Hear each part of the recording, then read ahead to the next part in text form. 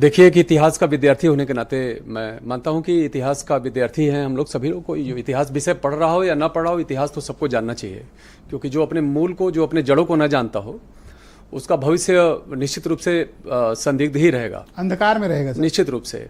ब्रिजेश जी, आज का जो ये मुद्दा है, जो वर्तमान राजनीतिक परिप्रेक्ष्य में दिखाई दे रहा है, वो निश्चित रूप से कुछ वोट बैंक की पॉलिसी और कुछ अपना राजनीतिक समीकरण है लोग। लेकिन इतिहास का विद्यार्थी होने के नाते मैं निश्चित रूप से कहता हूँ कि इतिहास पढ़ने वालों के लिए, इतिहास जानने वालों के लिए, इतिहास को मानने वालों के लिए, इतिहास को जीने वालों के लिए यह इतना शर्मनाक मुद्दा है कि जिसकी मतलब जितनी भर्त्सना की जाए उतना ही कम है। जो हमारे इतिहास में महापुरुष हैं वो किसी जाति विशेष से जुड़े नहीं हैं, वो किसी क्षेत्र विशेष से जुड़े नहीं हैं। जैसा कि आपने, अच्छा, कम लोगों को पता होगा राणा सांगा के जो सेनापति थे वो मुसलमान थे। जी बिल्कुल, मैंने क्या कहा, दूंगा आपको टाइम सर। किसी तो विशेष है, किसी मुसलमान था कि नहीं? बिल्कुल सेनापति, बिल्कुल। तब हिंदू मुस्लिम कंसेप्ट ही नहीं था। भारतीयता का पक्ष एक तरफ था और बाहरी जो आक्रमणकारी थे और अपना साम्राज्य। जी बिल्कुल।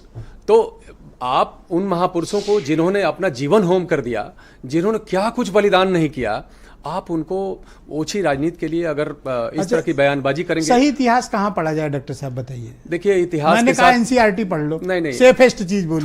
थोड़ा सा मैं सहमत नहीं हूँ उससे, क्षमा करिएगा। नहीं, आप बने जी बिल्कुल। मैं देखिए, इतिहास एक ऐसा विषय है, हमारे यहाँ एक प्रोफेसर साहब मजाक में कहा करते थे, वो नवयुवती है जिसको कोई भी छेड़ता रहता है। इतिहास बहुत छेड़ा गया विषय है, इतनी छेड़छाड़ हुई है, वो भी भारत के इतिहास के साथ। मैं आपको एक उससे बता रहा हूं, क्या पढ़ने की काम बन जाए, सही बात। मैंने क्या कहा आपसे कि इतिहास सब्जेक्टिव है और किसी एनसीईआरटी या किसी एक संस्था या किसी एक व्यक्ति के बस की बात नहीं है कि भारत का इतिहास लिख पाए।